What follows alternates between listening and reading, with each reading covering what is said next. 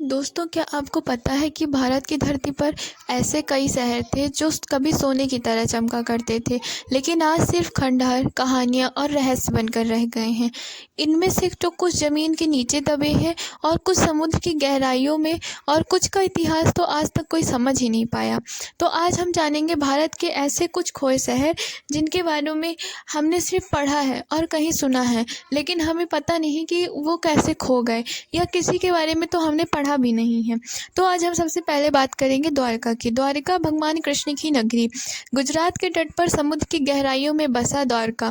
कहा जाता है कि ये वे नगरी है जिसे स्वयं भगवान श्री कृष्ण ने बसाया था। आधुनिक खोजों में समुद्र के अंदर विशाल महलों और दीवारों के अवशेष मिले हुए हैं। क्या सच में यह कृष्ण द्वारिका का है या फिर कोई और सभ्यता है? यह सवाल आज भी रहस्य है। दूसरी सभ्यता आती है मोहनजोदाड़ो एंड हड़प्पा सभ्यता। सिंधु घाटी सभ्यता इसी को कहते हैं। 5000 साल पुरानी सभ्यता। यह सभ्यता आज भी इंसान को हैरान कर देती है।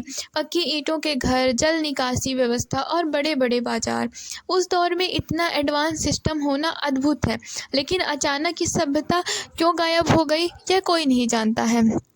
कालीबंगन तीसरा ऐसी सभ्यता से जुड़ा राज्य राजस्थान में है। ये राजस्थान के हनुमानगढ़ में मिला कालीबंगन, जहां दुनिया का सबसे पुराना हल का निशान मिला है। यहाँ के अवशेष बताते हैं कि भारत में कृषि विज्ञान हजारों साल पुराना है, लेकिन कालीबंगन भी अचानक नष्ट हो गया।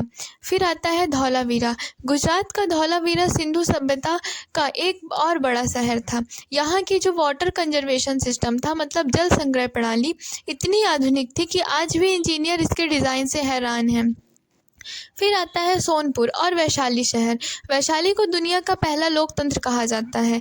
जी हाँ, यहाँ गणतंत्र की शुरुआत हुई थी, लेकिन धीरे धीरे यह महान नगरी इतिहास के पन्नों से मिट गई। फिर आता है कांचीपुरम। कांचीपुरम को कभी 1000 मंदिरों का शहर कहते थे। यह दक्षिण भारत का शिक्षा और आध्यात्मिक केंद्र था। आज इसके अवशेष हमें उस दौर की भव्यता की झलक दिखाते हैं। आते हैं इसी बीच हम भीमबेटका में। भीमबेटका की गुफाएं मध्य प्रदेश में बनी हैं। 30,000 साल से भी पुरानी इसमें गुफाओं में पेंटिंग बनी हुई है। दुनिया को बताती हैं कि भारत में इंसानी कला कितनी पुरानी है। यहाँ के चित्र बताते हैं कि उस दौर के लोग शिकार, नृत्य और सामाजिक जीवन जीते थे।